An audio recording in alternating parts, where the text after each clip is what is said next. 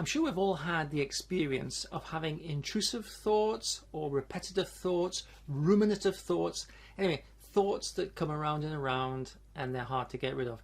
And actually, this is also true of worries and all anxiety-provoking thoughts. So, how do you get rid of this kind of thought? I came across this little motto, and it's basically this, right? If you want the thought to die, stop giving it mouth to mouth. Which means, if you want the thought to die, you have to starve it. What do we starve it of? We starve it of attention, because attention is the food of thoughts.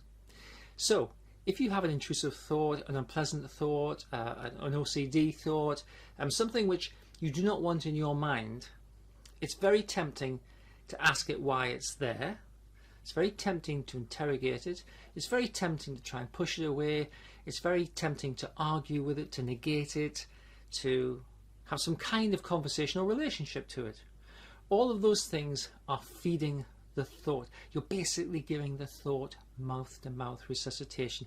You're keeping it alive. The only way to get rid of these things is to starve them of attention, which basically means we recognize the thought exists, but we don't interact with it. And in principle, if you're an anxiety wizard, for instance, we'd use the let the worry fly by tool, but it's mindfulness in a sense, right? You allow the thought to exist, you don't interact with it, you don't engage with it, you don't negate it, you don't push it away, you don't do anything. You simply allow it to exist. You don't give it mouth to mouth, and it flies by. And every time you do that, it's a little bit weaker. And after a little bit of time, you will forget to have the thought, and you'll even forget that you had the thought, because it just won't be something that you'll remember, because it will have been starved of attention to the point where it goes below awareness, and then it's basically gone out of your consciousness. So if you want the thought to die, stop giving it mouth to mouth. I think that's good advice.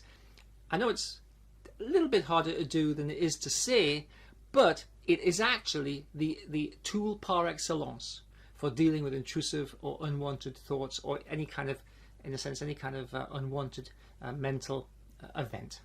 So I hope you find that interesting. Give it a try, and if you want to know a lot more about tools to stop giving unwanted thoughts, etc., including worry and anxiety, mouth-to-mouth resuscitation, join the Anxiety Wizard program. You'll find a whole range of self-help CBT tools in that program.